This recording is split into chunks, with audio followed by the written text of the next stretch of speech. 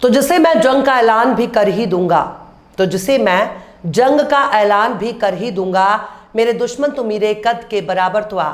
सलाम, नमस्ते, सत श्री अकाल। मैं हूं आपके साथ हर्षिता मिश्रा और आप देख रहे हैं टाइम्स मेल। पूरी दुनिया में इस वक्त ईरान और इजराइल की जंग को बहुत ही शिद्दत के साथ याद किया जा रहा है। इस जंग को इतने आसानी से नजरअंदाज भी नहीं किया जा सकता, क्योंकि जंग का दायरा बढ़ते ही मिडिल ईस्ट और आसपास के कई देशों में इसका असर आने लगेगा। ईरान पर परमाणु हथियार बनाने की कोशिश का इल्जाम पश्चिमी देश, खासकर अमेरिका, लगाता रहा है और लंबे अरसे से ईरान पाबंदियों का सामना भी कर रहा है। इन पाबंदियों की वजह से ईरान को दूसरे देशों के साथ कारोबार करने में दिक्कत भी हो रही है। उसकी करेंसी भी कमजोर है, लेकिन ईरान ने अपनी मिलिट्री पर काफी अच्छा खासा पैसा खर्च किया, जिसकी वजह से ईरान की सेना और उसके हथियार मिडिल ईस्ट में दूसरे देशों के मुकाबले काफी ताकतवर माने जा रहे हैं। सबसे खास बात यही है कि ईरान के पास खुद के बनाए हथियार हैं। वो अपनी सुरक्षा के लिए दूसरे देशों के हथियार पर निर्भर नहीं है। लेकिन ईरान के जिस परमाणु ठिकाने को लेकर पूरी दुनिया में इतना हाय तौबा मचा हुआ है, जिस परमाणु ठिकाने पर हमला करने के लिए अमेरिका इजराइल को शाबाशी दे रहा है, नेतन्याहू की पीठ थपथपा रहा है, इजराइल की तारीफों के पुल बांध रहा है। अब इंटरनेशनल मीडिया रिपोर्ट्स के हवाले से खबर आ रही है कि ईरान के परमाणु ठिकानों पर हमले के बाद भी कोई खास नुकसान नहीं हुआ। ईरान के परमाणु ठिकाने आज भी सही सलामत हैं, उनका कोई भारी नुकसान नहीं हुआ, जिसे देखकर ये कहा जा सके कि ईरान का परमाणु कार्यक्रम ठप हो गया या उसका परमाणु कार्यक्रम बर्बाद हो गया, या फिर वो आगे चलकर कोई परमाणु कार्यक्रम जारी नहीं कर सकता। वहीं दूसरी तरफ डोनाल्ड ट्रंप इसी उम्मीद में बैठे हैं ईरान इजराइल के हमले के बाद परमाणु समझौता कर लेगा। एक तरफ ईरान अपने खुद पर हुए हमले को अपनी आन बान शान पर हमला मान रहा है, तो वहीं दूसरी तरफ अमेरिका इसी आस में बैठा है कि ईरान हमले के खौफ से चुपचाप परमाणु समझौता कर लेगा और अपने परमाणु ठिकानों को खुद ही तबाहो बर्बाद कर देगा। पर ना नो मन धान होगा, ना राधा नाचेगी। सबसे बड़ा सवाल तो यही उठता है कि क्या ईरान को उसके परमाणु ठिकानों की शानदार लोकेशन की वजह से फायदा मिल रहा है, क्योंकि ईरान में अपने परमाणु कार्यक्रम के लिए अपने न्यूक्लियर पॉइंट को ईरान की पहाड़ियों के भीतर बना रखा है। तब यह भी सवाल उठता है कि इजराइल ईरान के जिन ठिकानों पर हमले का दावा कर रहा है, क्या वो परमाणु ठिकाने नहीं थे, और जिन जगहों पर हमला करके इजराइल अपनी बहादुरी का लोहा मनवा रहा है, क्या वो ईरान के न्यूक्लियर प्लांट नहीं थे। अगर कुछ देर के लिए मान लिया जाए कि ईरान के परमाणु ठिकानों पर ही इजराइल ने सटीक हमला किया, तो फिर इंटरनेशनल रिपोर्ट में ईरान के परमाणु ठिकानों के सही सलामत होने की बात क्यों कही जा रही है।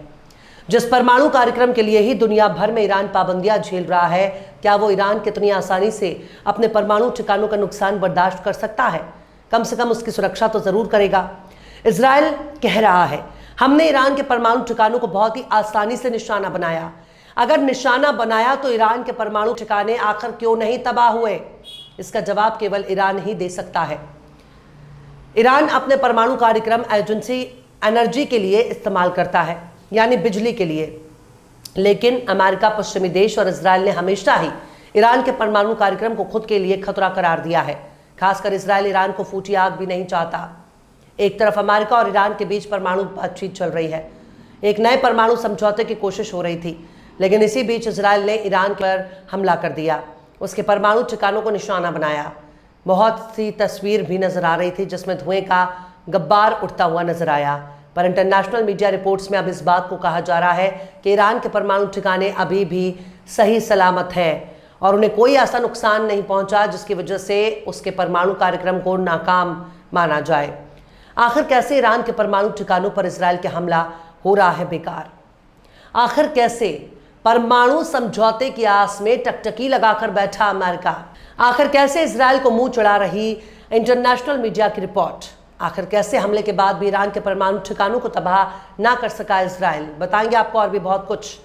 लेकिन आप अगर हमारे चैनल पर नए हैं और पहली बार हमारी वीडियो को देख रहे हैं, तो आप हमारे चैनल टाइम्स मेल को सब्सक्राइब कर ले, वीडियो को लाइक कर दे और बेल आइकन का नोटिफिकेशन बटन भी प्रेस कर दे, ताकि बिना देरी हमारी हर खबर आपको मिलती रहे। लौटते हैं आप खबर की तरफ। टाइम्स ऑफ इजराइल ने अमेरिकी राष्ट्रपति डोनाल्ड ट्रंप के हवाले से राइटर की खबर का जिक्र किया और बताया कि डोनाल्ड ट्रंप ने जुमे के रोज न्यूज एजेंसी रॉयटर्स को बताया कि इजरायली हमले के बाद ये साफ नहीं है कि ईरान के पास अभी भी परमाणु कार्यक्रम है या नहीं। लेकिन माहिरीन का कहना है कि ईरान के परमाणु सुविधाओं को कम नुकसान हुआ है।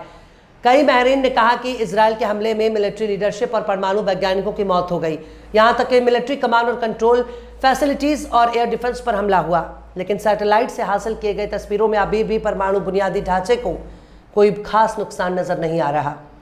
Institute of science and international security के न्यूक्लियर एक्सपर्ट डेविड अल्ब्राइट ने कहा कि पहले दिन टारगेट उन चीज़ों पर था जिन्हें आप अचानक हासिल कर सकते हैं, जैसा कि लीडरशिप को मारना, परमाणु वैज्ञानिकों पर हमला करना, एयर डिफेंस सिस्टम को तबाह करना, जवाबी कार्रवाई की ताकत।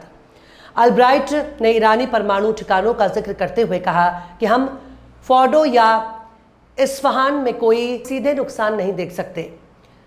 नतांज में नुकसान हुआ था।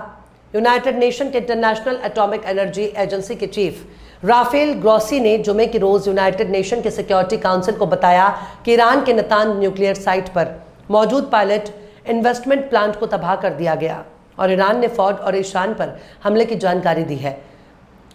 ग्रॉसी ने कहा कि नतांज में बिजली का बुनियादी ढांचा भी तबाह हो गया और कैस्केड हॉल में बिजली की कमी से वहां के सेंट्रीफ्यूज को नुकसान पहुंचा है, लेकिन रेडिएशन के लेवल में कोई बदलाव नहीं हुआ है और वो बिल्कुल नॉर्मल है।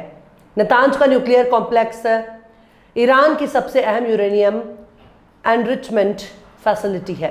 इस साइट पर एक बड़ा अंडरग्राउंड यूरेनियम इन्वेस्टमेंट प्लांट है। इसके साथ ही छोटा प्लांट भी है जो जमीन के ऊपर मौजूद पायलट इन्वेस्टमेंट प्लांट में शामिल है। इंटरनेशनल रिपोर्ट में जो दावे किए जा रहे हैं उसका आधार सैटेलाइट इमेज है। वहीं दूसरी तरफ अमेरिका ने कहा कि ईरान के लिए बातचीत फिर से शुरू करना ही अक्लमंदी होगा। अमेरिका ने इजरायली हमले में खुद के शामिल होने से साफ साफ इनकार किया।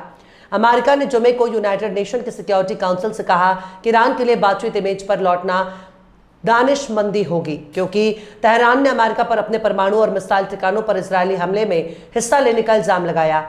सीनियर अमेरिकी अफसर मैककॉय पिट ने बताया कि अमेरिका एक कूटनीतिक समाधान की तलाश जारी रखेगा जो ये तय करेगा कि ईरान कभी परमाणु हथियार हासिल नहीं कर सकेगा या मिडिल ईस्ट में खतरा पैदा नहीं कर सकेगा।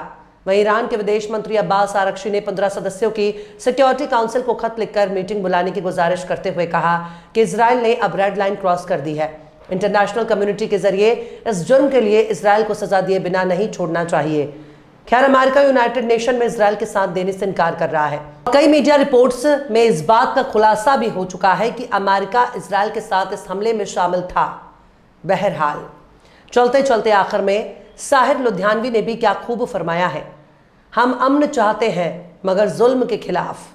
हम अमन चाहते हैं मगर जुल्म के खिलाफ, अगर जंग लाजमी है तो फिर जंग ही सही। फिलहाल इस खबर में बस इतना ही। इस पूरी खबर को शम्स तबरेज ने लिखा है, जिन्हें आप ट्विटर पर भी फॉलो कर सकते हैं। ट्विटर हैंडल है @शम्स तबरेज गाजी। ये वीडियो आपको कैसा लगा कमेंट बॉक्स में आप जरूर से बताइएगा। वीडियो पसंद आए तो लाइक करें, शेयर करें और बेबाक निष्पक्ष स्वतंत्र पत्रकारिता को सपोर्ट करने के लिए आप हमारे चैनल टाइम्स मेल को जरूर से सब्सक्राइब करें। और हाँ, बेल आइकन की घंटी वाली बटन आप जरूर से दबा दें ताकि आपको हमारे आने वाले नए वीडियो की नोटिफिकेशन फौरन ही मिल जाए। फिर मिलते हैं किसी और वीडियो में एक नई खबर के साथ। हर्षिता मिश्रा को दीजिए इजाजत। जय हिंद। अगर अभी तक आपने हमारे चैनल टाइम्स मेल को सब्सक्राइब नहीं किया है तो जल्दी से सब्सक्राइब कर दें और बेल आइकन भी प्रेस कर दें।